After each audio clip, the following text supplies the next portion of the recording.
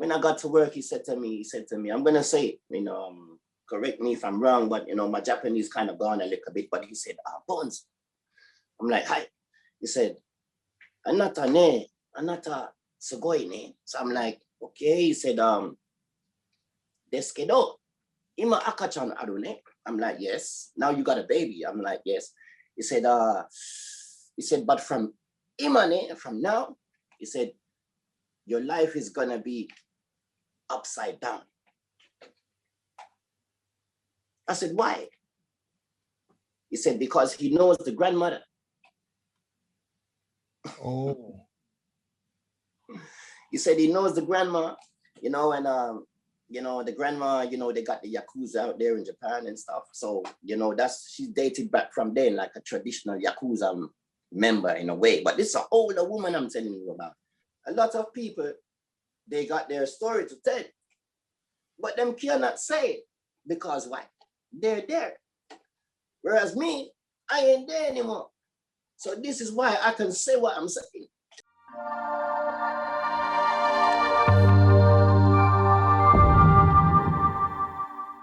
Hey guys, what's up? Welcome to another episode of the Melanated Files. My name is Ranzo, right? And today we have with us Bones.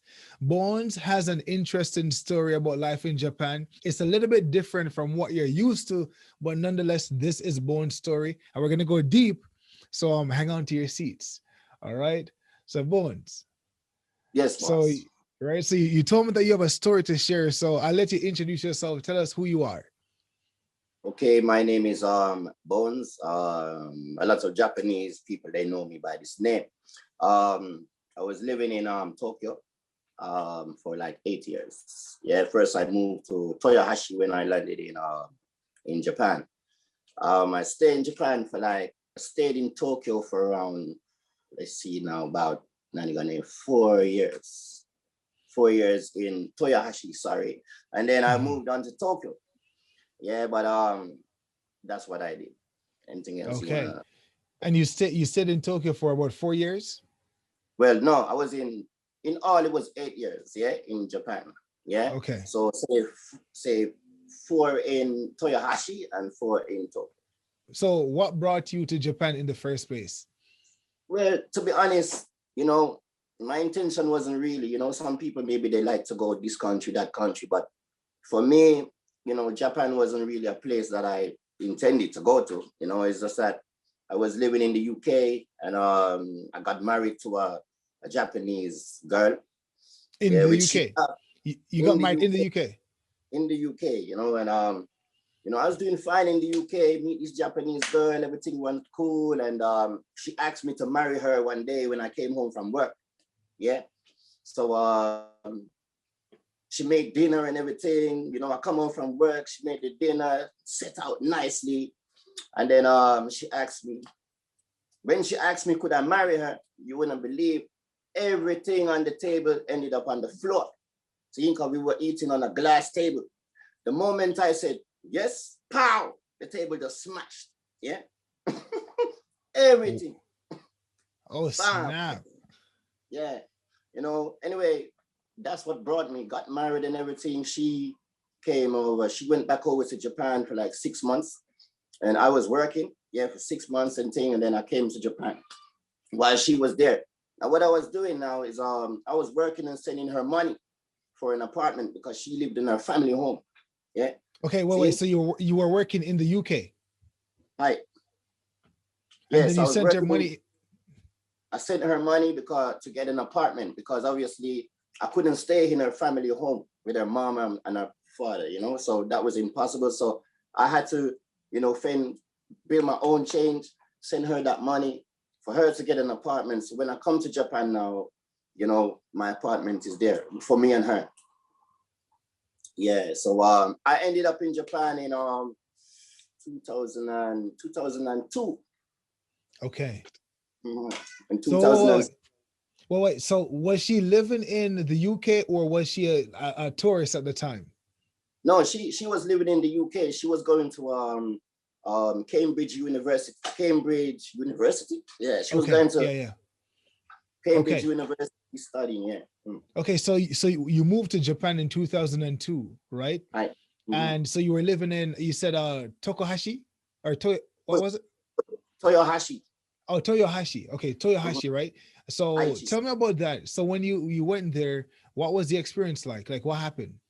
Well, when I touched down, it was cool because I touched down in the night, right? And she was working. She was working. She was doing like some triathlon work. Yeah. Okay. But that time the triathlon was going on in Japan. And she was going to work in the daytime. And obviously I don't have no work. I just landed. So in the daytime, what I did is I would explore the streets of Toyohashi, new in Japan now. And I saw so many different things, man. So many different things. Number one, I didn't see no men on the street in the day. Yeah. I would walk in the mall, in the station in Toyohashi, and I would see women like crazy, in the restaurant, sitting down, eating food. No men really, you know what I'm saying? So I was kind of wondering, how come I can't see any men, and just women? Yeah. So I went home, I asked my wife, like, how come there ain't no men on the street? She told me, well, the men, she got up. All of the men doing their shigoto, So and the go to women, work. So they go to work. they go to work and, Mhm. like the women ain't really on the work thing, which they was, but they're mainly housewives, you know what I'm saying? Yeah, so I found that kind of like a bit, because in the London, you got women who work, you got men who work, everybody works, you know what I mean? But anyway, I was walking around and I started to meet some black guys. That's when I start to see some black guys with like shops, clothes shops and stuff. And they kind of let me in. They kind of let me in. The Mhm. Japanese, there wasn't, I walk, they look at me, like, which I found very strange, especially old people. They would just look at me, look at me like, wow, wow. You know what I mean? But obviously, I know how to carry myself still where, I come from the ghetto in London. I live in kind of the ghetto area of London. So, you got to hold yourself. You can't be too like, you know what I Mhm. mean? So I just kind of carry myself. Toyohashi was a cool place. That's where I started to do DJ work. You Okay. know, you had it's very well known, a guy called Sky Juice. Sky Juice, he put on events and stuff in Toyohashi in the Aichi prefecture. Yeah, Mhm. so we started to feature me in certain events. Yeah, and that went quite good. That was going fine for me. I started working with a lot of sound system. You got a sound out there called Fujiyama. Mhm. Yeah, which people may know. I started to meet. This is before Fujiyama sound system was turned big. Akira is one guy and another guy called Aki. But they kind of looked after me still in a way. In a way, I got to find out now that the Japanese, they have a style. This is what I want to speak about now. They have a style where they would take you in. It's like say you make this card. I'm the owner of this card. I originated this card, right? Mhm. So how the boys were, they would come around. They would come around and look what I'm doing. Look what I'm doing. And I found it, to be like, it's okay. You know what I mean, I thought it's fine, no problem. You know what I mean? Share my thing. I show you my thing. But there's one particular event that I went to, and it was in the mountains. Miwa. I can't remember the name of the place now. It was Miwa anyway, somewhere down them ends, and it was in the hills. It was such a nice event in the mountains. So anyway, I did a little bit of freestyle. Mind you, I'm a DJ, but I did a freestyle on an instrumental. Mhm. Yeah. And when I went around when I finished, a whole load of Japanese guys started like to rush me. So I'm like, whoa, what's this? They started to give me their business card. Yeah. Mhm. So anyway, there's one guy in particular, coach. I took to this guy. The next day he came and he picked me up, he took me to his home. He lived with his mom. And in his house, his family house, and he was a very good guy. But the thing what I found is that I would get calls from this guy every day. Every day he would call me, yeah. Until one particular time, I think he didn't need me no more. Didn't need me no more, yeah. And I'm calling him, say, yo, how come this guy ain't answering my call? Why not? But this is what I learned about that part, that,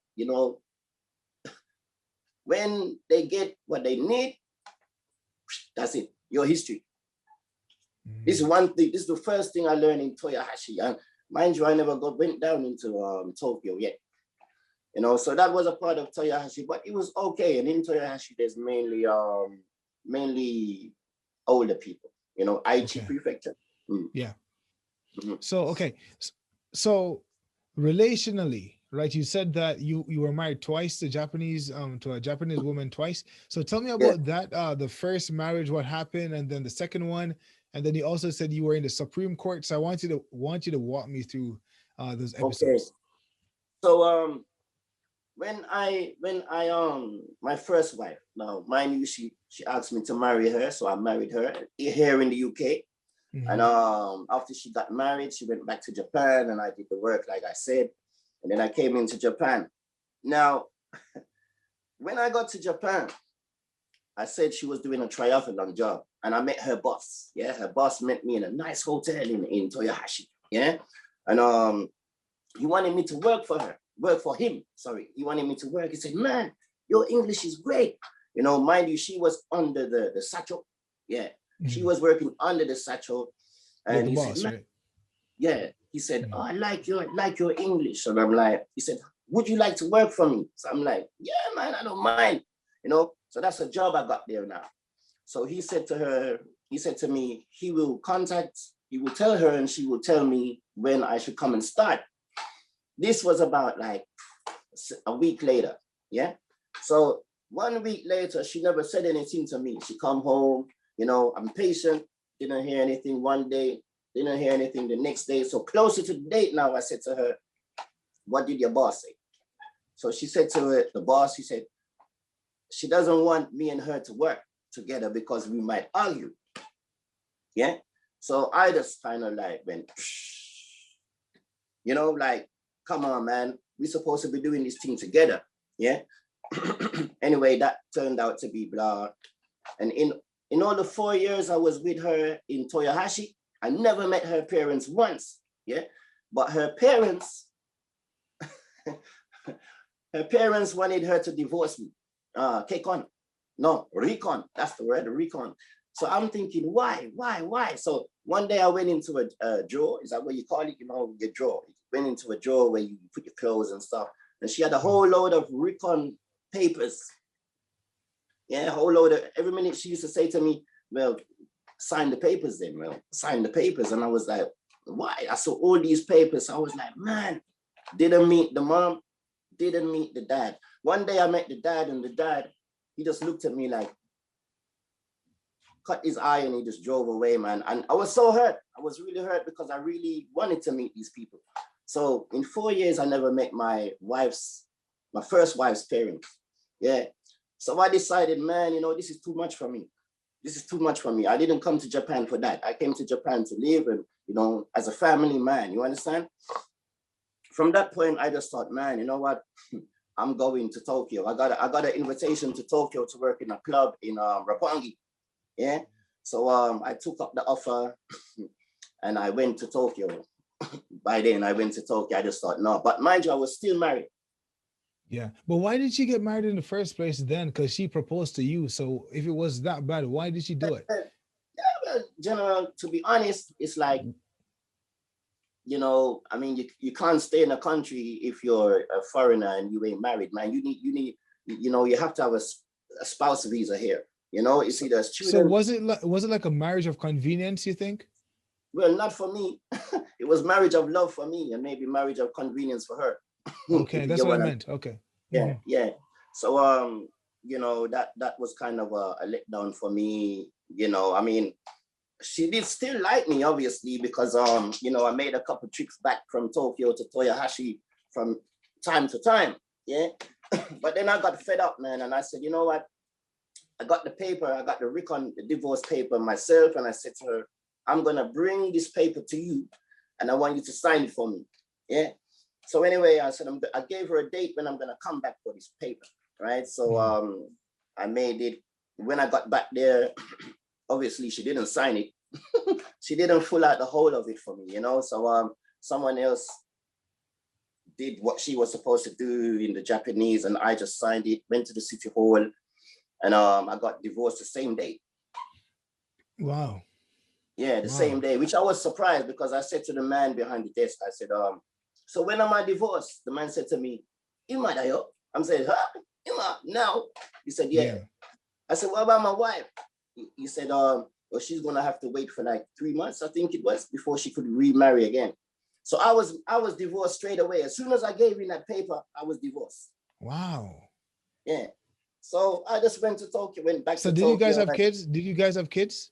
No, we didn't have the first one, no. No. Okay. Okay. And then and continue. And then from there now, obviously I left Toyohashi now. I'm out of Aichi Prefecture. I'm in the big city, Tokyo now. Oh wait, So I was, before that, really quick. You said she had the papers first, but then you got your own. But why didn't she want to sign it if she had papers before? well, this is what I'm Why the saying. reluctance? She was getting forced by her parents. Okay. No, she was not she was getting forced by her mom and her grandmother. Now there was a night when she had a little moped. She had a Mhm. moped bike. And one day, one night we went to the supermarket. Yeah. We went to the supermarket on the bike, and I was on the back of the bike. And we got to the supermarket, and on the way back home now, the Keisatsu police. Yeah.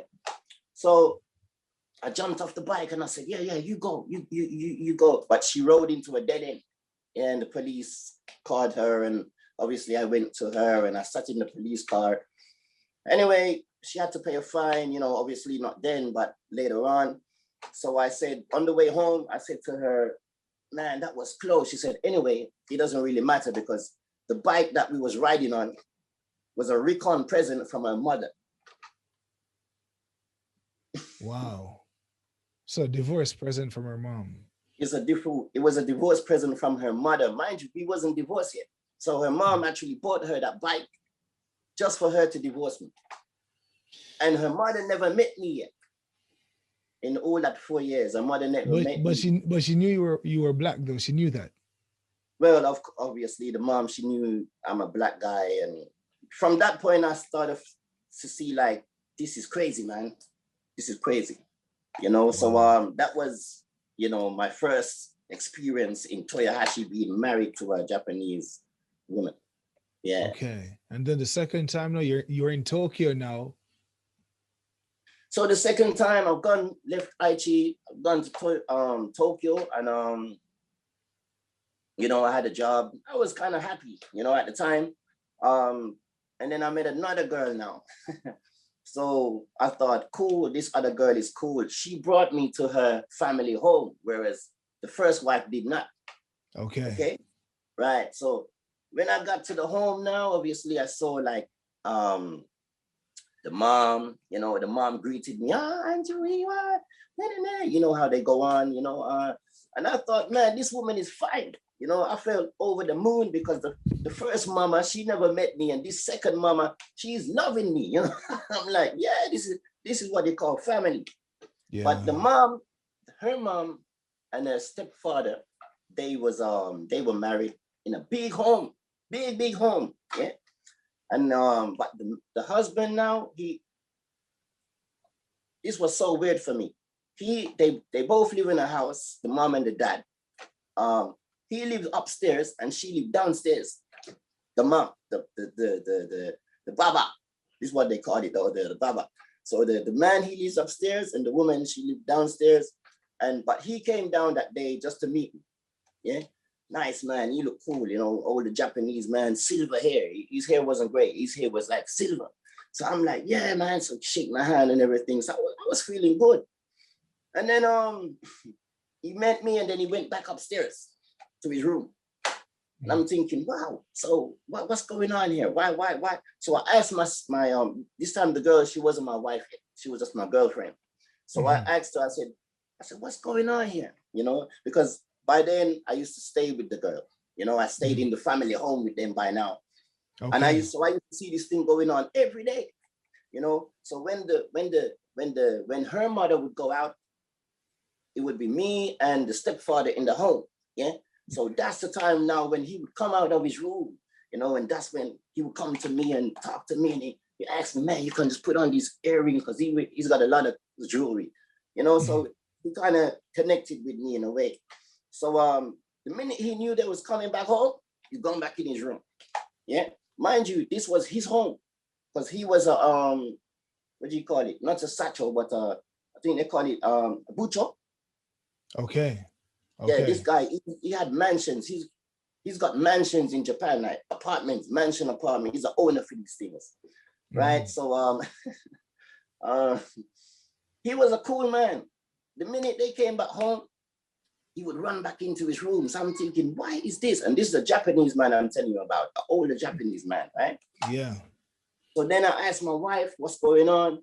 And then well, not my wife at the time, she was my girlfriend. I asked her, what's going on? What was going on? Then I spoke with the mother now. So I said, Mama san, nani kore? By this time I'm learning basic Japanese. So I'm like, nani kore, what's this? He said, mendo kusai ne, mendo kusai. So I'm saying, mendo kusai, what's that mean? She said, it's a pain. So I'm like, so mom, if it's a pain, why don't you just get divorced? Yeah. He said, okane ne, kane wadai. So by this time, I'm finding out, hold on. So for you to divorce this man, you have to pay him money. Yeah.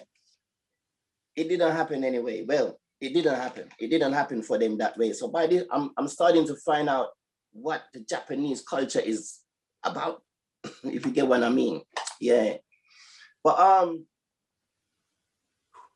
one day I had an event in Nagoya. Yeah. I'm staying in the family home now with them, and I had an event in Nagoya to do for the weekend. So I left Tokyo, I went to Nagoya, I did my event. On my way back now from Nagoya, when I arrived in Tokyo, I'm going to the family home. When I got to the family home, my things wasn't there, nothing was there of mine. Yeah. Instead, there was in a different. Wait. You weren't married yet, right? No, we wasn't married yet. We wasn't married yet. So I'm coming back to this this big family home where my stuff was. They wasn't there. Yeah. Instead, they was in the next apartment. Yeah. We got to this apartment, and obviously her mother sorted out an apartment for me and her. Yeah. This was in but it was near Shibuya. Anyway, it was near Shibuya, right? So by this time, me and my girlfriend now, we're living in an apartment in near Shibuya, feeling good, everything was fine. But the only thing is that she got pregnant now. Okay. Yeah. So this is where we touch it. She got pregnant. So when she got pregnant, I was like, yeah, man, you're pregnant. That's fine. Mind you, I never came to Japan to create a child. You know, it happens. Yeah. So she's pregnant. But when she got pregnant, she said, oh, no, what I'm gonna do. So I'm like, what do you mean, what you gonna do? I said, have you told your mom yet? She said, no. I said, listen, when you tell your mom is gonna be over the moon, because her mom used to look after a Japanese child who lived next door to her every day, a little girl. So I thought, man, instead of her looking after that child, she's gonna have her own grandchild. If you get what I mean, yeah? Yeah. When she told the mom, obviously now, you know, the mom is happy. Well, I think she was happy, you know, she showed like, yeah, she was happy. You know, Akachan Wanes. I'm like, yeah, it's all good. I'm cool, mama. Anyway, I was working in Odaiba at the time. Yeah, Odaiba.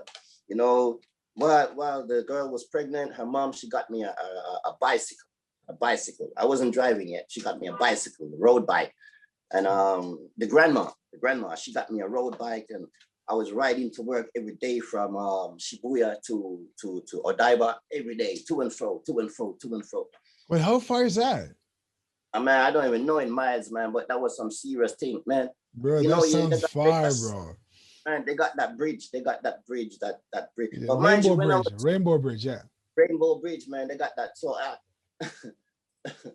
I was riding on this Rainbow Bridge where you're not supposed to. So when I eventually found the next route, I took that route, the second route, right? So Anyway, man, thinking about it is serious thing, you know. So working every day, bam, bam, bam. She's pregnant by now.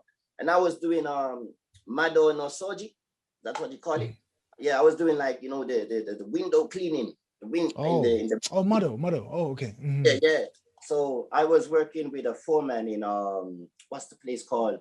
Fashion Town, Tokyo Fashion Town. That's what they call it, that building. Yeah. So we was in charge of that building there, me and the foreman, to maintain that building, right? So we're there and maintaining the building until one day now, she called me. I'm in the bundara in this machine, and she's calling me and she says, Imane, Ima nata kekonda yo. So I'm like, what? So I got this stuff in my hand and she's telling me I'm married now. Now I'm married. Yeah, so. Oh, who's married? Who's me. married? Now me and her are married. Me and the second girl. How did you get how does that work? Man, I don't know. This is the thing. I remember one day she asked me to sign a paper at home. So I look at this paper, blah blah blah, and I signed the paper with my inkan. You know the inkan stamp. So I did that one day, and then all of a sudden, now she's calling me. And next day, now when I'm at work, saying, "Now I'm married. Now we are married." So I'm like, "Wow, wow, how am I married?" And I never even went to no register or wedding. Oh, okay, wow, okay, yeah. So I'm married now. You know, okay, that's cool. You know, before I even finish work, I'm married. So when I got back home, I'm a married man. Okay, fine. Because she's pregnant now. By this time, she's pregnant. So I just assume, so because you're pregnant, we have to get married. Yes? So that was my ideology of this thing. So I'm like, okay, cool. I was fine with it, my man. Until everything started turning upside down when my daughter was born. Man. That's when it just turned crazy, man. You know, and you want to say something to me? You want to say anything? You fit in, man. I don't mind. So wait. So wait. So what happened? Like, so you said, so your daughter was born now, right? So well, first of all, I don't understand how people get married in Japan. So if you're saying it's a matter of signing documents, at least that's the official part of it. So I guess she got the papers, did it? It's in probably a lot of like kanji and stuff, and you couldn't read it at the time. So you just signed. What did she say though when she presented you with the papers? What did she say? I can't remember, man. You know, it's not even I can't remember. Listen, you're gonna remember if somebody presents a paper to you and say, you know, you have to sign these papers for us to get married. That come on, anybody's gonna know that, right? We all good. You're gonna know that. So you're gonna remember this. But the way she presented this paper to me, as if it was just a document from maybe, you know, the bank. Okay. You know, so I maybe thought, man, I'm signing some bank document here. This is what I thought, you know, yeah, I'm signing a bank document. When really it's the wedding document that the kekon document that she's presenting to me. So this is what they had in their brain, her and the grandma.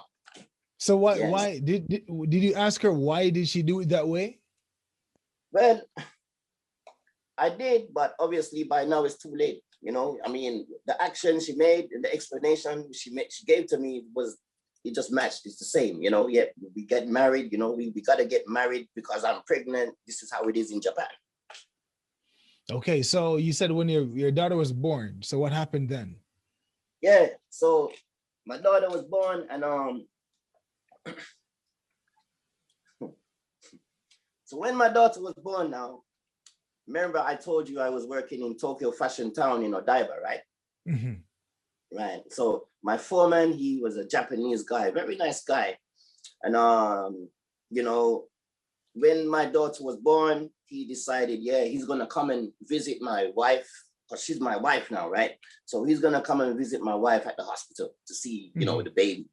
You know, and when we got to the hospital after work, man, we got there and, you know, there's the mama son, the baba, the grandma, you know, the grandma is there already before us, man. She got my daughter like this in her hand. And then my foreman, he was like, you know, he looked surprised. So I'm thinking, what's wrong, man? But he didn't say nothing. Yeah. Until the next day when we got to work now. Mm-hmm. When I got to work, he said to me, I'm going to say it, you know, correct me if I'm wrong, but, you know, my Japanese kind of gone a little bit, but he said, Bones. I'm like, hi. He said, Anata ne, Anata sugoi ne. So I'm like, okay. He said, desu kedo, ima akachan aru ne. I'm like, yes. Now you got a baby. I'm like, yes. He said, but from ima ne, from now, he said, your life is gonna be upside down. I said, why? He said, because he knows the grandmother. Oh.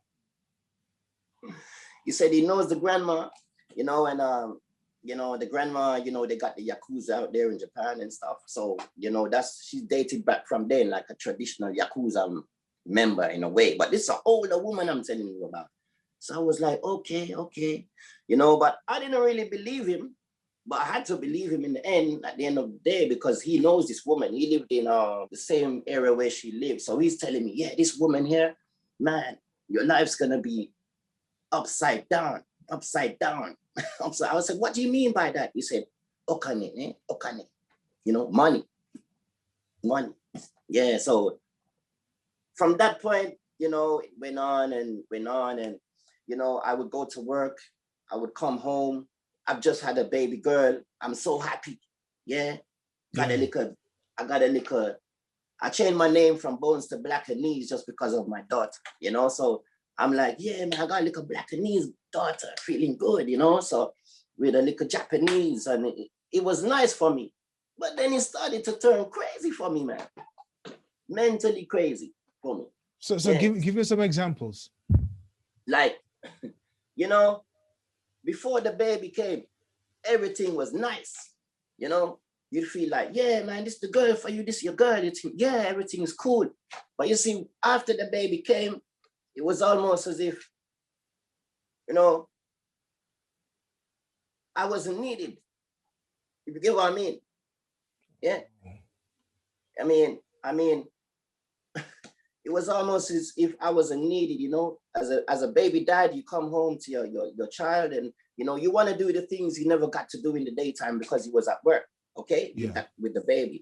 So, you know, obviously I would come home and change my clothes, wash my hands, do what I gotta do, and then I take up my daughter. If she needs some milk, I would make her milk and stuff. So there was a day when I came home and I made her some milk, and the grandma, a very short woman. So I thought, yeah, let me make this thing and put it up high. So the grandma couldn't reach the bottle, the milk bottle, yeah. So I did this, and went in the shower, took my daughter in the shower, gave her a shower.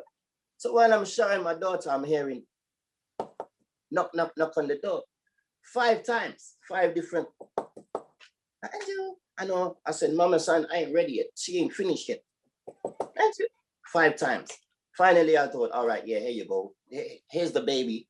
Gave her the baby, and you know, finished showering myself off and stuff, and then came out of the shower. And when I came out of the shower, what did I see? This woman is feeding my daughter the milk that I put sky high. So all she's done is she maybe got on a chair or something to reach for the bottle to feed the baby. So when I came out of the shower, I'm soaking wet, man.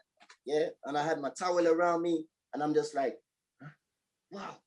So I said, Mama san, I said, Imane, sorry what?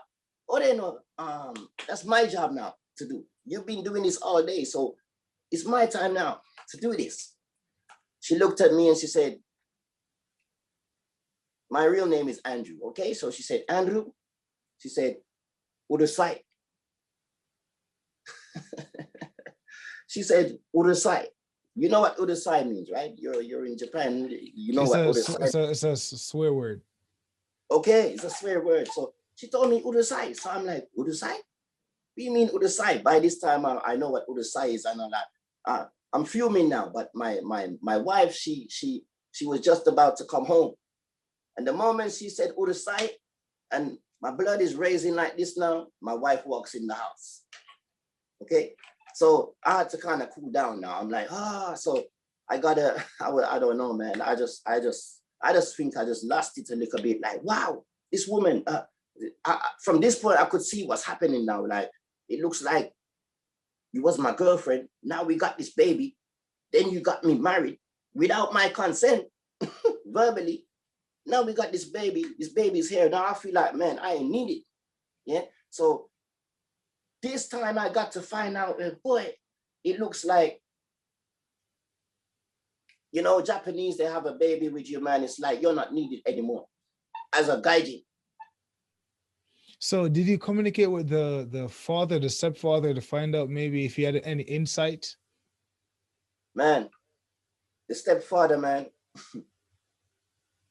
is one day, this is gonna go around. If you put this out, this is going around. I know it might touch some people, it might reach some places, but there's one day when I was at work and I came home and everything used to happen in the kitchen. Yeah? You know, you come home, you take off your shoes, blah, blah, blah. Every kind of conversation with me and the grandma and the wife, it used to happen in the kitchen. Yeah, because it was a small apartment where we moved to, right? From the big home to a smaller apartment. So one day my wife came home and she's like, damn it. And I don't know what was going on with the grandma and the stepfather and her, but she didn't like, so for some reason, there was something going on. And I said, what's wrong? She's telling me about the stepfather. So I'm like, well, he's okay. He said, damn it, I don't like him. I don't like. So I'm like, boy, okay. So it was a day I came home now and she's telling me, the grandma said to me, when I was at the big home, they took me into his room, okay? The man's room. Remember I told you he lives upstairs, they live. So they took me into his room and I saw a ring, man. You know, I said, wow, this ring look cool. You know what I mean? Nice ring. So that same ring now, the grandma said to me on this day, she said, Andrew, she said, Imawa, now Papa is in Bioin. Now Papa is in hospital. I'm like, hospital? How? She said, now Papa is in hospital. And when Papa dies,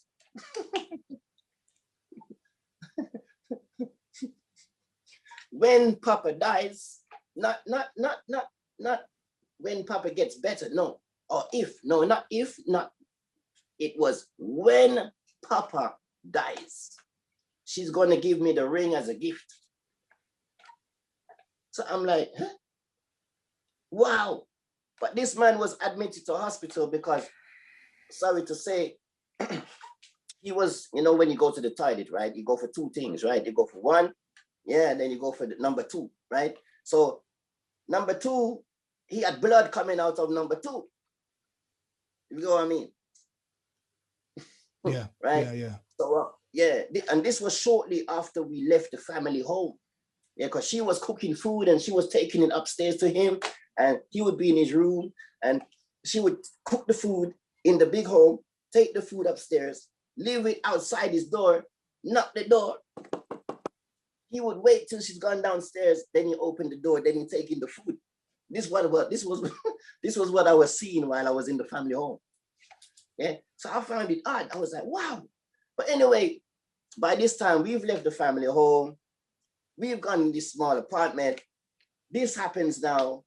So then I thought, wow, it looks like this woman tried to poison this man. Yeah, because allegedly. Well, allegedly. Well, let's say allegedly. Yeah, okay, allegedly. You know, and this is what because this man was fine. This man was cool. You know, this man, he to me, he looked healthy, everything. He never told me he was sick or not. You understand? So this house, by this time now, after the hospital now, he was fine. I went to look for him and yeah, he was fine. He was so happy to see me, man. I'm telling you, I've never seen a Japanese man so happy to see me, right?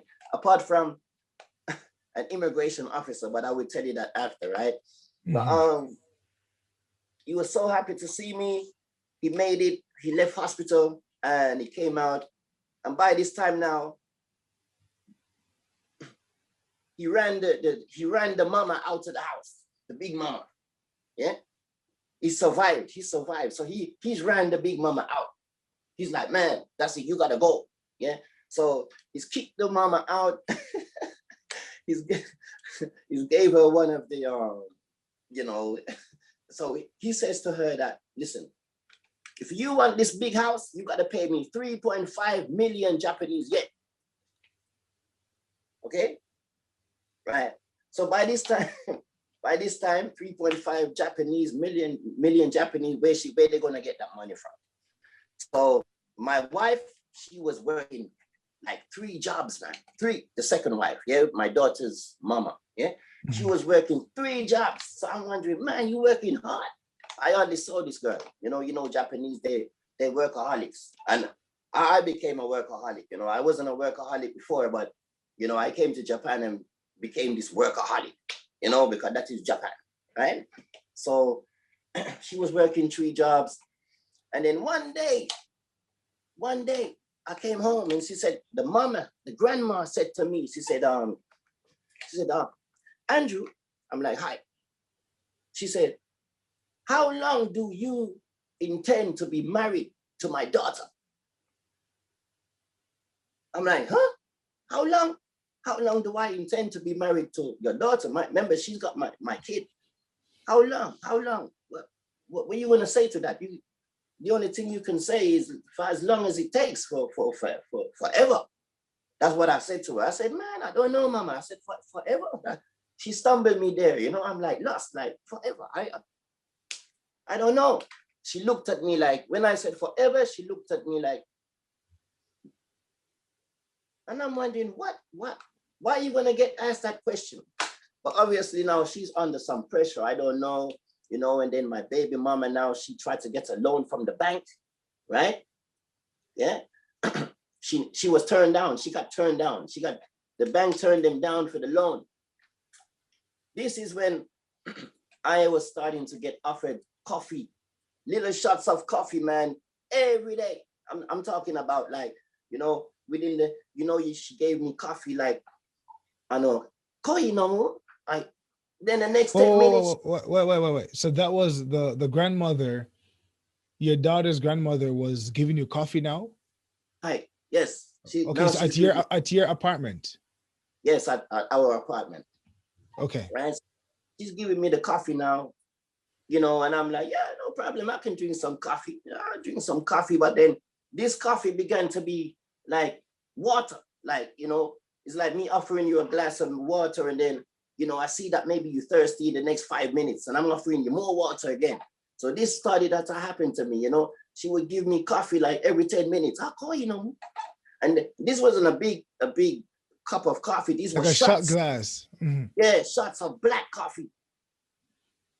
Okay, this was no coffee with milk. Obviously, she knew I like coffee, but usually I would go to like Lawson's and get maybe, or 7-Eleven and get, the canned coffees, right? Or the coffee from in the machine. Yeah, the boss one, maybe. Oh, the boss, yeah, the boss. Because I used to drink the boss, right? And but she was giving me these shots of coffee, man. And I was thinking, wow. So it's, sometimes she would bring this coffee for me and you'd see my room. I have cups of coffee, man. Sometimes I used to just drink some little bit and then I'll throw them away. And I'm thinking, man, then I started to feel some pain, man. Like I started to feel pain down here. Yeah. So there was one particular night, man, I went to the toilet. I needed to use the toilet, right? And I sat on the toilet, Renzo, I sat on the toilet. And I feel like I want to poo. Okay, I gotta say it. This number 2 thing. I wanted to poo, right? And I feel like I want to poo, but I'm there on the toilet, man. And when you poo, when you finish. But I knew when I finished, but for some reason, I still wanted to poo. And I felt like my intestines was coming out, my brother. So I decided, man, you know what? I got to stop this session. So I stopped this session. I stopped it. And when I got in the room, I fell on the floor and I started to vomit all this green stuff, my man. started to come out my mouth. My daughter was on the bed. My wife, she's like, oh, what, those sort of Andrew, mama. And I'm like, I felt like I was dying. I felt like, yeah, this is the day I'm gonna die. For some reason, I don't know, man. And my daughter was, but it was so crazy. I felt like I was gonna die, and I knew it was from this coffee that I was drinking. So wait. So how shortly thereafter did you start experiencing the pain? When after she started giving you coffee, like a week, a few days? No, no days. This was like, say, a few months, man, a few months. Because remember, I'm her husband now. I'm the Dana, and I'm there with them. So she had to make, they had to. This was like killing you slowly. This was like killing me off, destroying me slowly. Man. Yeah, man, slowly. So, by this time, this is how I felt. And I just decided, man, I can't take this anymore. I can't. But wait. So when you were puking and stuff, you went to the doctors, right? The hospital? No. Listen, I never went to the doctors once in Japan in 8 years. That's one thing. I never had a GP in Japan. I never went to the GP. I never went to the hospital in 8 years. My liberty in 8 years in Japan, I didn't. Yeah. Okay. But so you stopped drinking that coffee, right? Yeah, I stopped drinking it, man. I stopped drinking the coffee. By this time now, I moved out. So how did you move out? So you got to tell me how. So you were puking that day, and then the mother came in. How did that get resolved? You stopped puking. What happened? So I stopped puking up, and I stopped puking up, and I had a friend, a good friend. He's there now. I had a good friend in Yokohama. Yeah, he was a soldier in I think he was Yokosuka. Yeah, the base. I used to go in the base with him a couple of times, and what I mean. So he was living there longer than me. By this time now, I was telling people, like my friends and stuff, what happened to me. So they started kind of protecting me and looking out for me at this time. Looking out for me. And they obviously was living in Japan longer than me, right? My friends and stuff. Yeah. So I tell them. So they start to tell me, man, you gotta be careful. You gotta be careful. With this relationship. So my head turned on now, and I'm like, yeah. So I moved out, and obviously it's my daughter in it. So I'm gonna miss my little girl, and by this time now, my wife, me and my daughter was meeting up, but we had to start meeting up on the street. Me, my wife, and my daughter, instead of me going to the home. We had to meet, like, say, in Shibuya, or we meet in Ebi. Why? Huh? Why? Well, because of the grandmother. The grandmother, for some reason, she don't. I don't know, man. I don't know. It was just like I think my wife was doing it because obviously out of. I don't even know if it was out of love, my brother. I can't even say love. I never felt that, to be honest with you. I didn't feel that. I know what love is, my man. I didn't really feel that from them like that. But anyway, I went back to the home. I decided, man, you know what? Let me try again. For my daughter's sake, let me try again.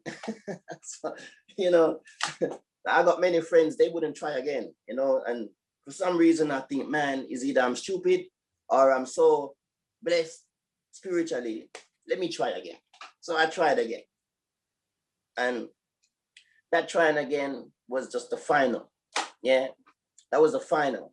So by this time, I had a car. Remember I said I was riding a bicycle first, right? I was riding a bicycle. So I had a car by now. One of my friends, he gave me a car, a well-known man. He gave me a car down there in Japan, a nice Honda, yeah, a left-hand drive Honda. Leather interior, it was nice. Honda, driving this Honda, man, felt so good.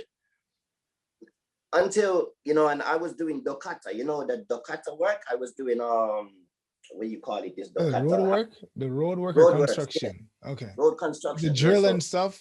I guess the drill. Yeah, the drill. Yeah. daytime work, you know. So I moved from DJing work, night work to daytime work. And I think I was the only guy at that time in Tokyo doing them sort of work, yeah, them sort of job, the cutter and, you know, Madonna Soji and Chiyoda and all this kind of work, you know what I mean? So, but anyway, I was doing the cutter work now and I felt good. And for some reason, I called my boss one day and I said, Ashtawa, she got to Ado. He said, damn it. I said, eh? He said, she got to wa nine, eh? Imawa kubi. I said, what? And for those who don't understand that, he said, now you don't have no work tomorrow. And from now, you're fired. Yeah, but why? Why? This was all this, but what he said to me, this was on the phone and I was at home, but he said to me, he wants me to come in so he could speak to me face to face, right? Okay. I was a good member at work. I worked hard. They liked me there. You know, I never got no discrimination from that set of crew. You understand? I never got discriminated. No, they treat me like a normal, like I was theirs. You know, like I was Japanese. You know, but and I think that's why he called me in, because he wanted to tell me personally himself. And then he told me that, he said to me, you know what, Andrew, he said, I like you. He said, but this is Japan. You know, and I said, yeah. And he said to me, it's not me who want to fire you. Yeah. He said he got a call. He got a call from the grandma. Oh man, he got a call from the grandma, and this is why he needs to fire me. Because he got the call from the grandma to fire me. Mind you, remember I said this grandma, she's well known, okay? She's well known, you know, and any kind of work like that, it's all Yakuza based. Anyway, I got fired, you know, no job now. But mind you, the grandma never said anything to me.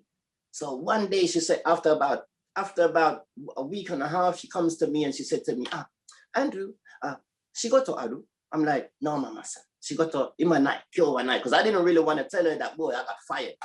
Obviously, because I didn't want to tell her. So every day she started to ask me, man, she said, she got to what? She got to what? She got to what? And when I told her no, she used to look at me like I was some piece of rubbish on the floor, man. Like, you know, but she was the one who set this up, you know, so I basically got set up from her. So by this time now, money started getting low. You know what I mean? That's how it is. That's life, isn't it? You know, you ain't got no work, your money is gonna go. Yeah. So by this time, you know, I'm seen as this worthless guy. You know what I mean? I don't feel ashamed to speak this, man, because I'm here I'm here where I am now, and I it's no problem. I can get a job. I work here. You understand me? Where I am now. You understand? You know, and I just felt like this worthless guy, man. Like, wow. And I did feel upset. I was sad, man. And this in Tokyo, I was sad, man. And I just decided, man. I just thought, you know, I'm gonna have to leave this place. Yeah. But I didn't leave. I stood my ground in the apartment. Yeah. And you were still married, right? You were still married. I was still married. And then until one day now, I drove my wife. I said to my wife, I thought, nah, I'm fed up of this. So there was a night when I slept in the same room as my daughter, right? With my wife, so-called wife. Yeah, I slept in the room with my daughter, and I said to the mom, the grandma, I said, Mama son, Imane, from tomorrow, Ashta. I said, tomorrow I'm gonna divorce your daughter. She was like, I said, no, Nande, why are you crying? I said, from tomorrow, I am gonna divorce Rico and your daughter. Yeah. She said, anyway, it was the night, and I slept on the floor. I didn't sleep on the bed. My daughter was on the bed. My wife was on the bed. And I woke up in the night, my man, with my hoodie. I don't know, hoodie as my blanket. And I woke up about 4 o'clock in the morning, man. And, you know, I woke up and I turned my head. And when I turned my head, open my eyes, I saw the grandma. She was there on the end of the bed looking at me like this. So imagine, you're in your sleep and you wake up. You know, you just turn in your sleep, you open your eyes and you see a woman looking at you like this.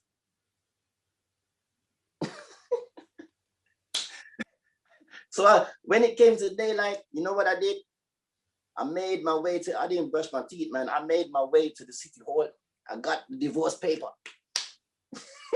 Yeah, I brought it back to my wife and I said, hi, this for you. My wife, she was like, I said, no, don't cry. Yeah, I said, for you. Yeah. So on the back of the divorce paper now, you got, you know, somebody has to witness that, yeah, you're gonna, you know, somebody else has to sign 2 witnesses. So she asked me, so who's gonna sign this side? I said, well, I can ask my boss, yeah, but my boss said he don't want to get involved. It's the same guy I was telling you called me in. He said, no, he don't want to get involved, so he ain't gonna do it. So I said, ask mama son, the grandma. Yeah, I said, mama son. So she went into the kitchen. Grandma was in the kitchen by now, and she asked the mama son. She went in there with the recon paper, the divorce paper, and the grandma just came in as though it was a piece of, you know, as though it was some other document that she just has to sign. She said, Incanwa, where is the Incan? Incanwa. She was so happy to sign this thing, to do this thing. Yeah. So when she done that now, I left the home with my wife because I was taking her to work. This time she was working in Yoyogi. So wait, so the grandmother was living with you guys all this time? All this time. From the family home, remember? Number 1 was the family home, right? She was living there. Then number 2, she got us an apartment, right? Which I said before. So, and then my daughter was born in that second apartment, right? So the grandma by now, she was coming in every day, man. Every day. This woman had a key to the apartment, man. You know, uninvited and unexpectedly, she would come in. She would just come in the home. While my daughter, I'm going to tell you this, while my daughter was in the bed, you know, my daughter would be in, like, my wife would go to work, and then I would go to work after, but, you know, I would spend a little bit of time in the morning with my daughter, which I couldn't do because by this time, the grandma, every time my wife would leave the home, I would take my daughter and just put her there with me and snuggle with her a little bit. The grandma would come in and pull her. The grandma would come in and pull her legs like, and take her up and take her out. This is what the grandma would do. So the grandma never really gave me time with my kid, if you get what I mean. But where was I? You remember where I was? It's so much. But anyway, I stood my ground in that home, took her to work one day. I said to my daughter, was like, Papa. She was what? She was 3 this time. My daughter, she was just 3 years old. So she could talk a little bit, just a little bit. She said, Papa, because she want to come with me. So I said, no. I said, don't worry, wait. I said, I'm going to take mama to, she got up, take mama to work, and I come back. Okay? So me and the mama took the mama to work. I didn't drive. I didn't bother to drive. We took the JR. We took the train, right? Mm-hmm. So we're there. We're going to your yogi, man. Dropped her off. She's got the paper, the divorce paper in her hand at this time. Yeah, remember the mama incanted, it signed up, but she's got it. So when we got to your yogi now, I'm trying to say to her, man, what's all this about? What's all this about? What are we doing here? I said, give me the paper. So she gave me the paper and I just ripped it up. Yeah. So when I ripped up that paper, man, she looked at me like, oh.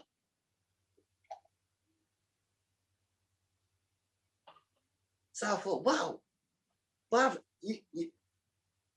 if you don't want to divorce me, you're going to be, and I'll tear up that paper, you're going to be happy, right?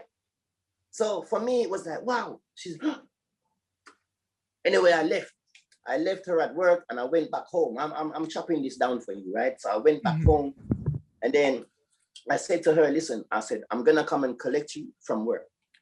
Now she finished work at 11 in the night down there, right? So I went back home and when it comes to like 11 o'clock now, I made my way back to pick her up, and then I waited there. This time I drove there now to pick her up. So I'm looking, and the shutters of the shop, she worked in a bar, right? So the shutters were coming down, and I'm thinking, wait, you could see through these shutters, and there's a back entrance. So I see her run through the back entrance. Instead of coming out the front with me, she ran through the back entrance, and there was a taxi at the back. She got in the taxi. That was the last day I saw her. That was the last day I saw her.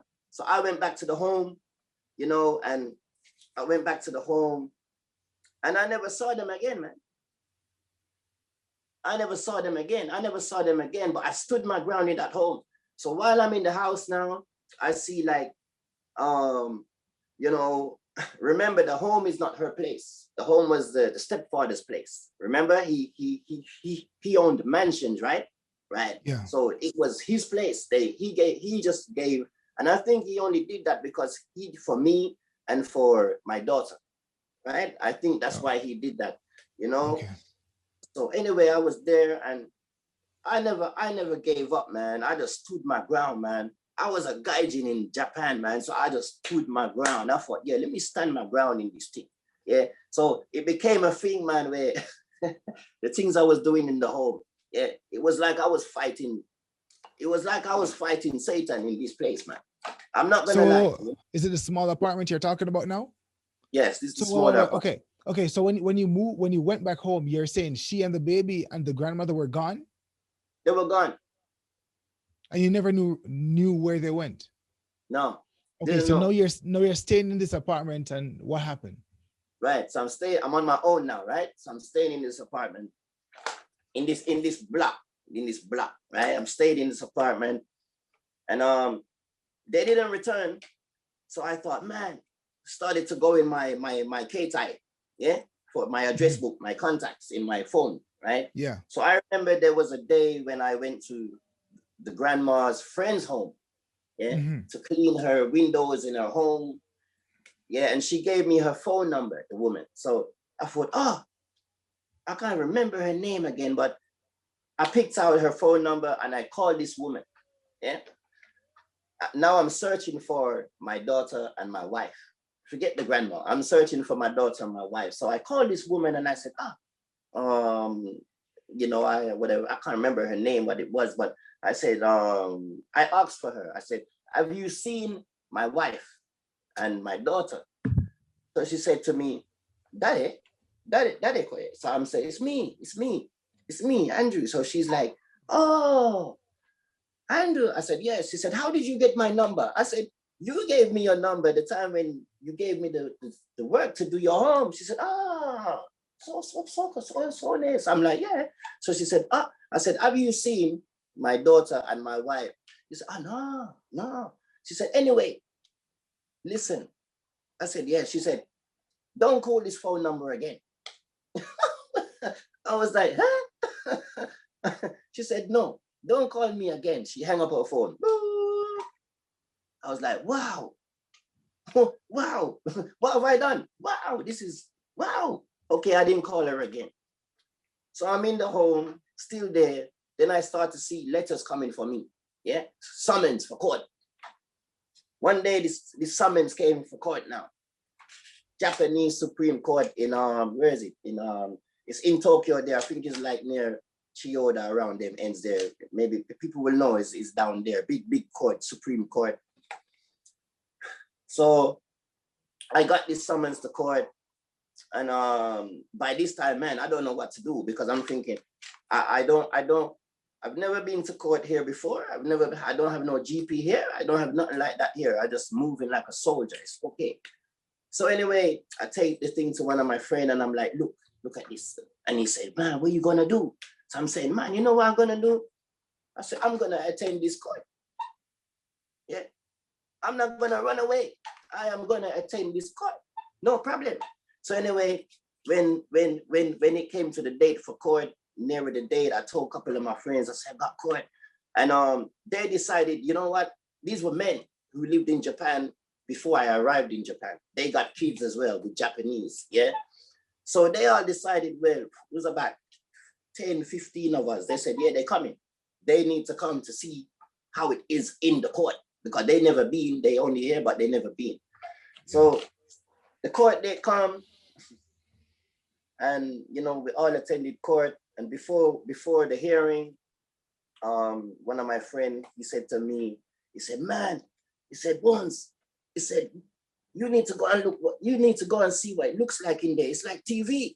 I'm like TV? He said, yeah. So I went in there, the courtroom, opened the door, and it did look like TV. You know how they, I don't know, you know, they got some court sessions they put on TV, right?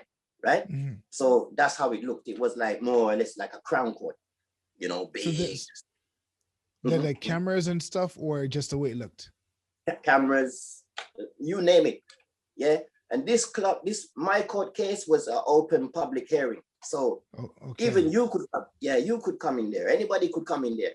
Yeah. Mm-hmm. So when it started, man, there was so much people in this courtroom, people that I didn't know. I never know these people, never seen these people, but this courtroom was full. Yeah. This courtroom was full. And then they you know, we're waiting for her to come in now, for them to bring her. And she came in with a whole load of security.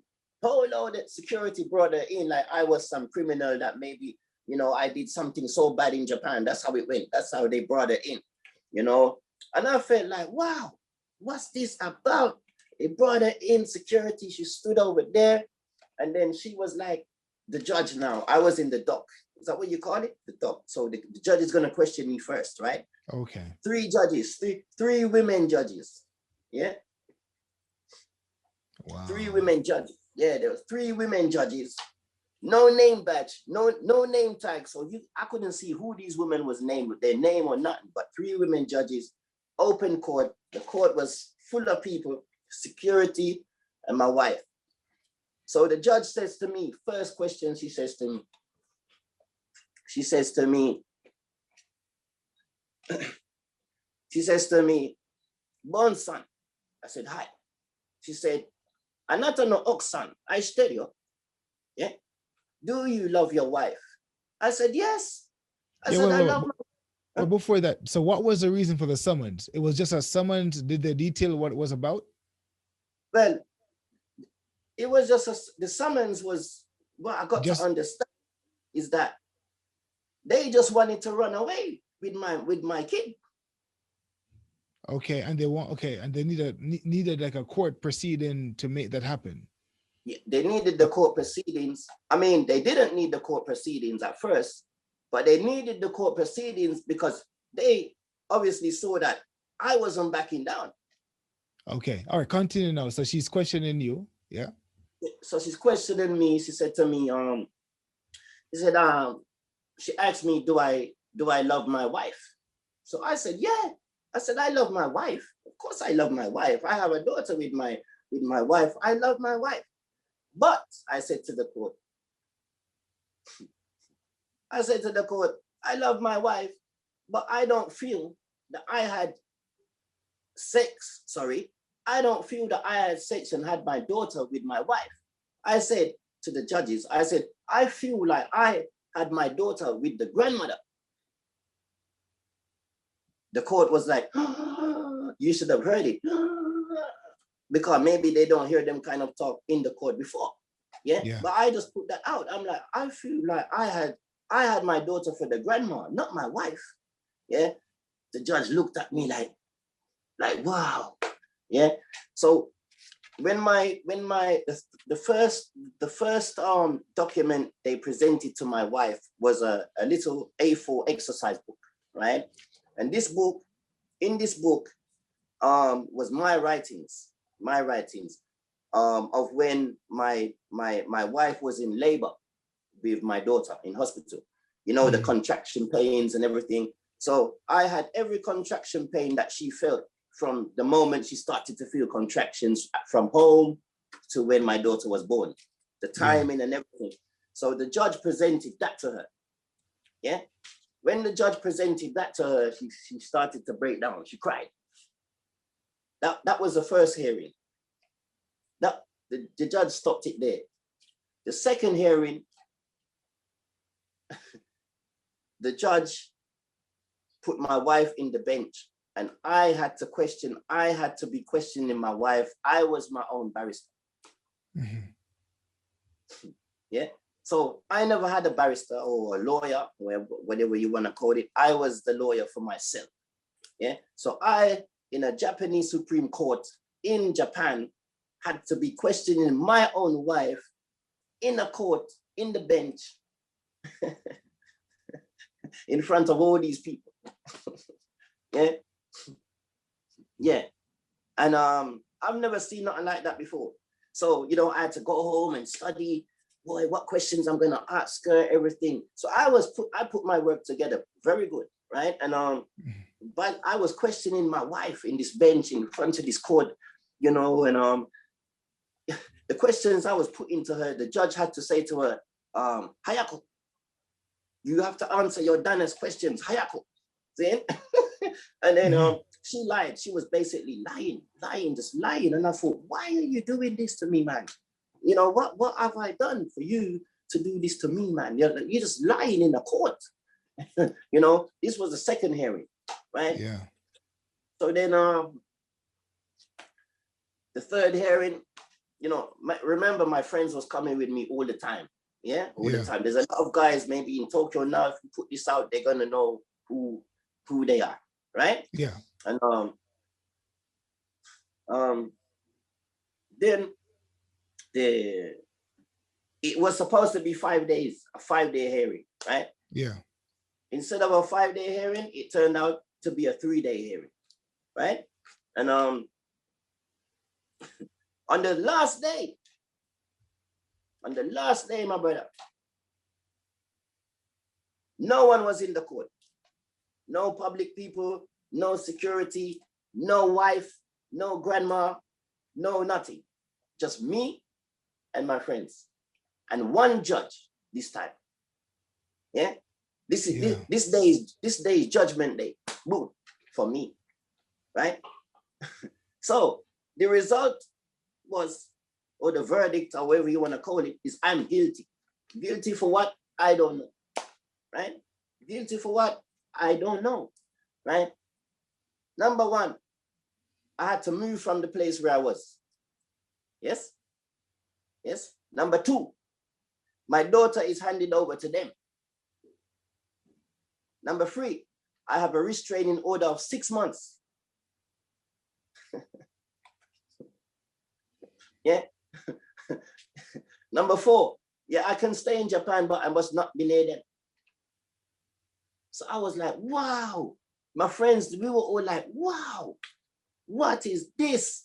Believe me, what is this? So anyway, we leave the court. Obviously, they turned up. My wife, she was at the court that day, you know, and the grandma. She made me know that she was there. So after the court, she calls me and she says to me, go aside, go aside. Sorry, go aside. So I'm like, go aside. She said, oh, what you gonna do now? You gonna go back to London? I'm like, no, I'm not going back to London. No way. Let's get off. I'm like, you know what? Forget it. I put down the phone. Yeah. Then after that, I get a Keisatsu officer. He called me. Mm-hmm. He said, Bonsan. I'm like, hi. He said, he's explaining to me, he's saying, you know, you're an okay guy. Yes? I said, hi. Okay, thanks. He said, but today they're going to come to the home. And they're going to come to the home for some stuff. And when they come to the home, just don't say nothing to them. Just stay away in your part and just cool. I said, hi. I said, I'm not going to do anything to them. It's okay, no problem.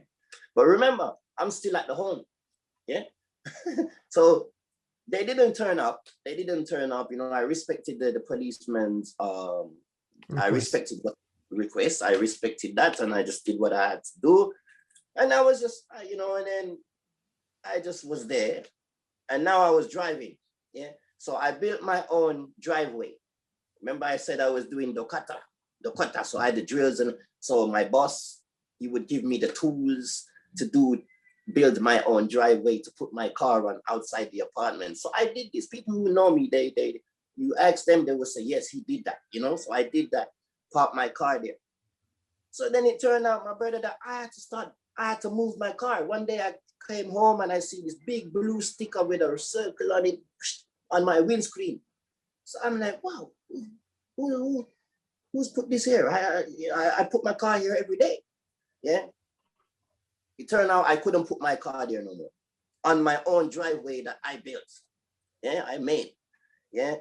So I decided, okay, let me put my car around somewhere else around the back. So I did that. One day I woke up, I came out, look at my car, man. I went to my car. There was a step wagon. My car's parked to the fence. A step wagon is right behind my car, so I can't move my car out. So I'm like, wow, what's this? What's going on here?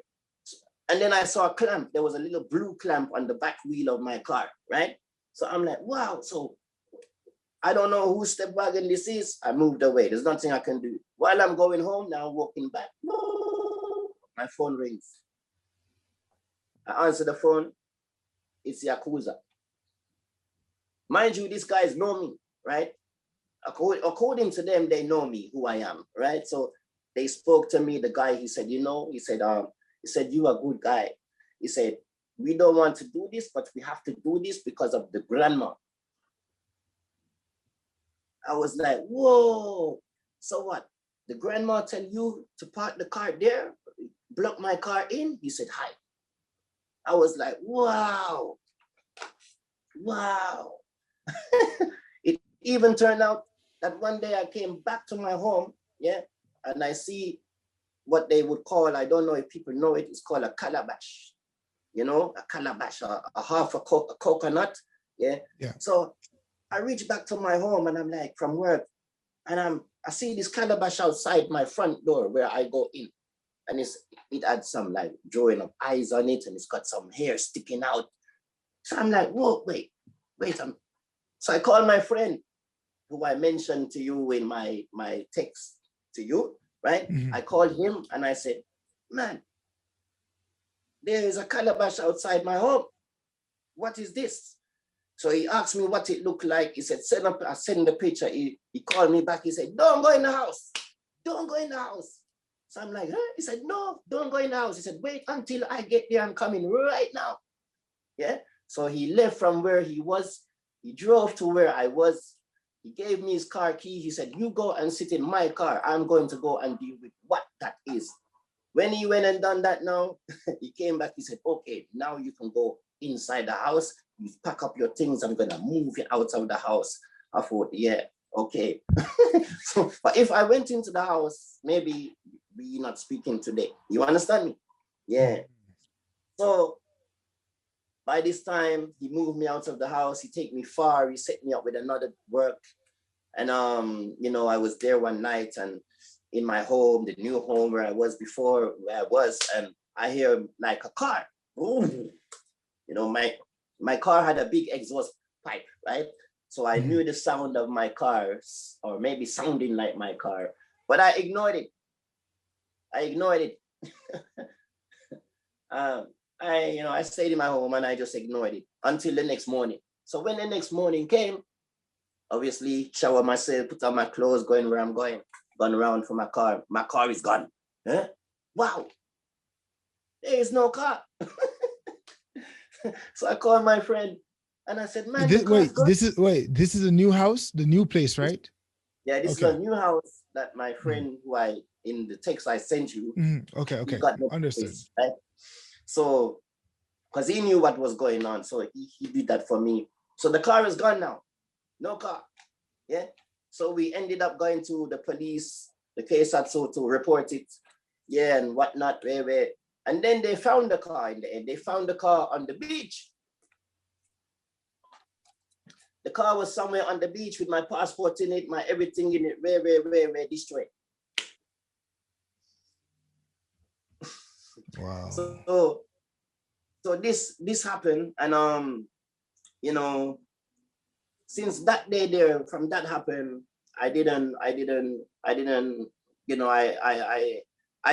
just left the place, and then I start to understand what Japan is about, what Japanese can be about, and there's a lot of people in Japan, I like Japanese. I'm not racist or nothing. Obviously I got married twice, and you know, before I got married anyway, a lot of guys in Japan, you know, who was married and with children, they used to tell me about certain things and blah, but I never would believe that it would happen to me.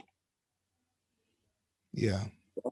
Because obviously the wife, the girl that I had, the second one that I had, you know, she lived in America. Yeah, she was living in the States at one point in her life, you know, so she speak very good English, you know, and it was like, yeah, I feel like I can dig with this girl. It's okay, you know what I mean? She knows the foreign life, but she's lived abroad already, so I can live with her. You know, I can, like many guys over there, like no. Anyway, it didn't happen, and that ended in 2008. Yeah, so I decided, okay, I didn't have to leave Japan, mind you. I stay in Japan, but I left Japan because I wanted to leave Japan to come and sort out some things where I am. You understand me? Okay. But in 2016, I was still in contact. I was still in contact with my wife, my daughter's mother. So in 2016, now 4 years ago, I came back to Japan. Yeah, I came back to Tokyo. Yeah. And I stayed in the same house with my daughter, her mother, and the grandma in 2016. Now, my friend in Japan. Wait. The same house that the stepfather was in? The big one or the apartment? The apartment, yeah. Okay. The apartment one, yeah. The apartment where the grandma is, my daughter is, and my ex-wife. Yeah, that was so in 2016, I came back and I stayed with them. Many people, even my mother, never want me to do the move, brother, but I did it. Yeah, even my brethren in Japan, where you are now, they were advising me, no, don't stay in there. But I decided, you know, I'm gonna stay. I'm coming to see my child. I'm gonna stay with my child. So I did it. So I came, I stayed with my youth. You know, it was nice. And mind you, my daughter, she was going to school. She had her sports day and stuff. I literally came for her birthday and her sports day event, right, in school. Mm-hmm. So yeah. That was the first day I went to her school, you know, and it was nice. And, you know, people look at me like, whoa, what, whoa. I don't want to say her name because obviously, but yeah, understood. You know, and I did that, you know, and I stayed in the home. And this time the grandma, she's saying to me, when I arrived, the grandma asked me, she said, how long do I intend to stay in Japan for? Oh, when am I going back? My wife replied before I could even open my ex-wife, she replied before I could even open my mouth. She said, he's not going back. Yeah, he's not going back. So I was like, oh, okay, well, it looks like there's a little bit of politics here between them. Yeah. Then she started asking me, she said, ima okane nai ne. She don't have money. I said to her, you know what, mama son? I said, I have my money though. I have my money. You don't have your money, but I got money. Yeah. And mind you, I'm not living under your roof anymore. Yeah. And then my mother decided she's gonna call the grandma as well. So she made a Skype call to the grandma just to show this Japanese woman that he has his family. You know, He has his family. His family is just abroad. So my thing about Japanese is this.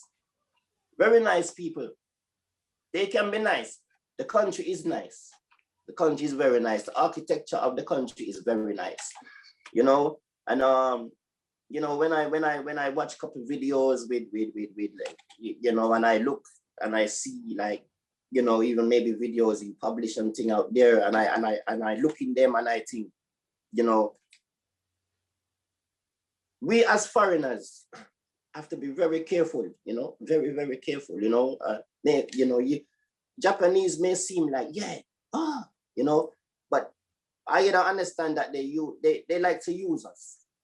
They like to use us. And if we as a nation or a foreign nation can go down where you are now and build our own thing, is the best thing, you know, is the best thing. And like what you're doing is a great thing. Yeah, it's a fantastic. When I saw your thing, I said, yeah, your thing is so fantastic but I feel like people need to get told, you know, this marriage thing with foreigners and Japan is a serious thing. Yeah, it's a very serious thing. And my warning to people, there's a lot of foreigners, there's a lot of gaijin in Japan right now. Because I have a friend right now, the same one I told you before, he's going through a lot with his wife and his children, and he's got big children down there. You understand what I'm saying? And but he's a lot of struggling, only really struggling because you want to be with your children. Yeah. Okay. You want to be with your children. You want to, a lot of guys, they want to be with their kids. Yeah. Yeah. Sorry. You know, they want to be with their children. And I was said to the gaijin in Japan, don't give up, you know, don't give up, you know, take it as far as you can if you have to take it as far as you can, because it might seem sweet, but there's an agenda at all times with these people. Yeah. And I've been told by Japanese themselves that there is an agenda when it comes to children. Children, you know. Okay. I watched some of your shows when they talk about halves, because my daughter is a half, like half black, half Japanese. Yeah. You know, and they struggle in school as well. You know, so there's so much they struggle in the school as well. Luckily, my daughter, you know, if you have a child in Japan, try and make your child have a skill in school. Like my daughter, she can do drawing. She's very good at drawing. She's very good at sports, running. Yeah. So then I imagine if she never had that skill now, what it would be like for her in school. Okay. Yeah. You know, so my advice is, one, if you're married, watch your marriage. If you're married, watch your in-laws. The in-law you must watch is not the papa, but is the mama. Yeah. This is my thing. Yeah. And when it comes to kids,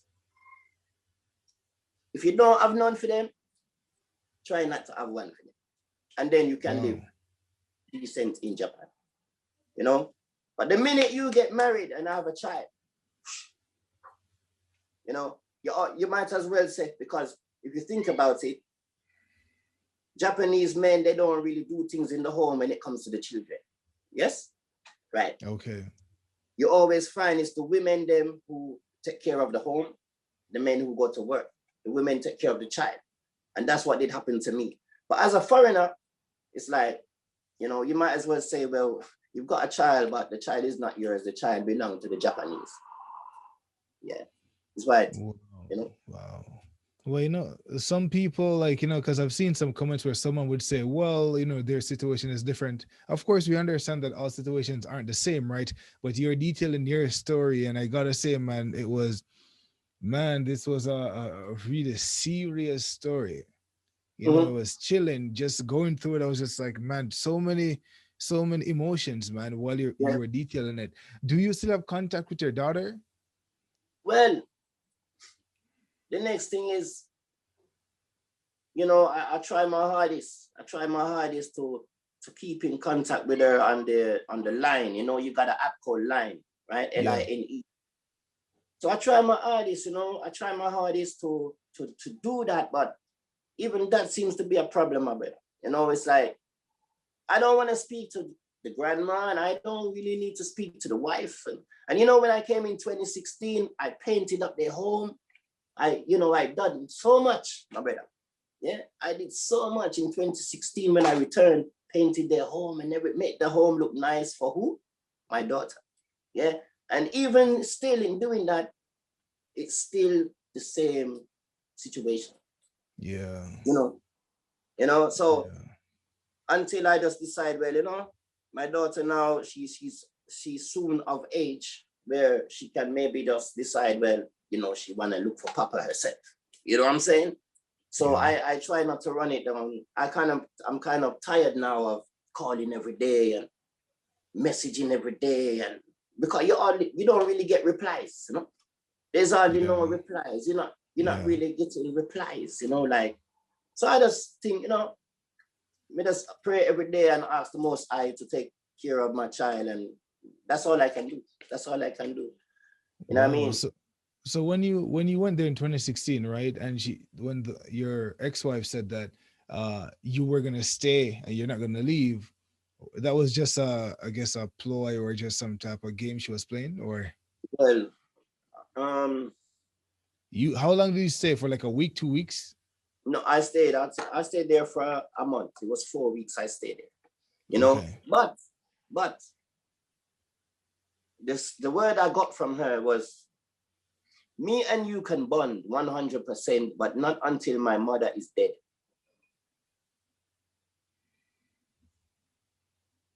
What do you do after that? When you get told that as a man from a Japanese girl, me and you can bond 100%, but not until my mother is dead, then what do you do? So I just decided, you know what? I leave it at that, to be honest with you. You know, I leave it at Wow. that. You know what I mean? And that's Mm. that's what I come to that's what I say on the Black and News experience, or should I say the Black experience in Japan. You know, So you Japan is a very no, yes. sorry, continue. Yeah, that is what I have to say to your show. You know what I mean? Okay, I see okay. your shows are fantastic. Brother, keep up the work. Your shows are great.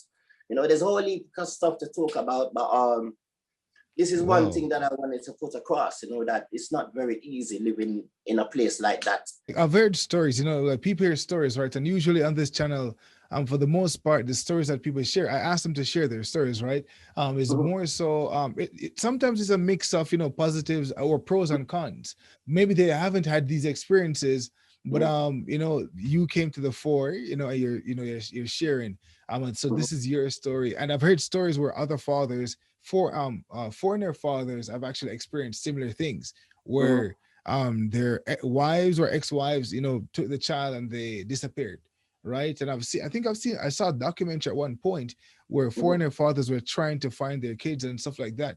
And it's just, man, it's chilling, man. Everything that you said is, I'm happy that you're okay, bro. I'm happy that you're fine still. At least your daughter is still here, and there's still hope, at least for you to be reunited with your daughter at some point, man. It's a tough story, bro. It's but I'm glad that there's still hope. How long have you been back now? So you moved back to the UK in what, 2008 or 9? 2009 is when I came back, and then I returned back to Japan in 2016. So say like 4 years coming now, I haven't been back to Japan, you know. Okay. But I will come. Yeah, yeah. You know, I've even had an immigration officer. Come on. Can you imagine? Yeah. 'Cause I really come from the Caribbean, really. Yeah. But Mhm. then, I've been in London. I have, the British citizenship, where I have the Red Book. And Mhm. when I went to immigration in Toyohashi the first time to get my visa, because I only came for 3 months officially the first time, and I was gonna come Mhm. back, but my first wife, she didn't want me to come back. So this was the one in Toyohashi. She didn't want me to come back, so she took me to the, obviously the immigration and whatnot. Mhm. And this immigration officer, man, an old man, he said, so go ahead. Hey, whoa. This time he's seeing the British passport. He's like, wow, whoa. He said, man, he said, you smoke? You want anything? And I'm like, huh? Even my wife, she was surprised. She was like, huh? That this man, immigration officer, he said, please, please, please. He showed me the cigarette machine. He said to me, pick what you want, pick what you want. I'm like, wow, is this a setup? This was the very first time. There's no way the immigration people, they're not gonna come on, man. But this man did this for me in Japan. I got my visa in 3 days. I was like, wow, he bought me a box of cigarette. So there is nice people in Japan. So Mhm. I'm not down in all Japanese, because you do. I've even had Satsu. Yeah, I go shopping one day, they're sitting on the bench. Oh, the bags are heavy. Satsu approached me.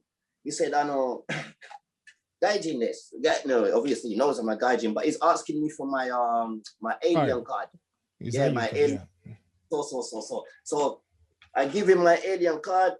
So when he see it, he see my alien card, he see where I come from, he see say yeah, it's British. He's like, whoa, This is him. Hey, go me aside. Go me aside. I was like, wow. Wow. So one case had to go me aside. One immigration officer, pick what you want, cigarette. So there is nice people in Japan. You just find that. You know, but there's some wicked people at the same time, my brother. And you know why I speak? I speak now, like what you just said. A lot of people, they got their story to tell, but them cannot say it because why? They're there. Whereas me, I ain't there anymore. So this is why I can say what I'm saying. You understand? I don't must have to come to Japan anymore. I don't really must. It's lockdown now, isn't it, in the world? But I'm not really in a rush to come back to Japan. At the same time, I believe that it's good that I can put this out there to people, to make people know. When you look at a person like me who's gone through an experience like that, you might have heard it before, but when you look at a person like me that's telling you, yeah, this happened, there is things like that going on, you know, and it cannot be hidden. It cannot be hidden. So this is why I speak these things, because I think, yeah, I'm not in Japan anymore. I can talk this thing. Maybe if I speak this thing while I'm in Japan. Wow. You understand? And this is what it is. You know, so I'm here for the people. I'm just here, yeah, for the people who are striving, the people who are trying to work hard. And maybe it's not even men alone, you know, like Japanese men to foreign, Japanese women to foreign men, and vice versa. There is Japanese, yes. Japanese men to foreign women? Yeah, there is them thing they are going on. Sorry, not going. Those things are going on as well. So it's not just a man thing, it's a woman thing. You know, that's happening, and it needs to be told. It needs to be told. I know there's a lot of people might hear this now and think, wow, maybe they know somebody down there is going through a thing like that themselves, you know? Yeah. But it exists. It does exist. Like our goal is to share the totality of the Black experience in Japan, right? So which that encompasses positive stories and negative stories, because it's just human stories. It's real life. So no one can discount your experience, right? So, you know, for those of you guys watching, I know that some of you guys will send messages and some of you guys, you know, will leave comments, but understand, as you've seen on this channel, we are bringing you the stories of each individual. You see, Bones came on, shared a very chilling story. Maybe other people are out there going through the same thing, and I've heard good stories as well. So it's I guess it's a balance. It really depends on different factors, but life happens, right? It's life. So Bones, man, you know, thanks for coming on, bro. You know, as I said, hopefully in the future you can reconnect with your daughter and, you know, just you know, build that relationship. You know, and guys, look, thanks for coming on, you know, thanks for watching the video. Hey, again, another side of life in Japan. You know, if you gain something from this video, you know, share it with someone, maybe hit the like button, and remember to subscribe to this channel for more videos like this on the Black experience in Japan. Until next time, I'm Ranzo. Bye for now.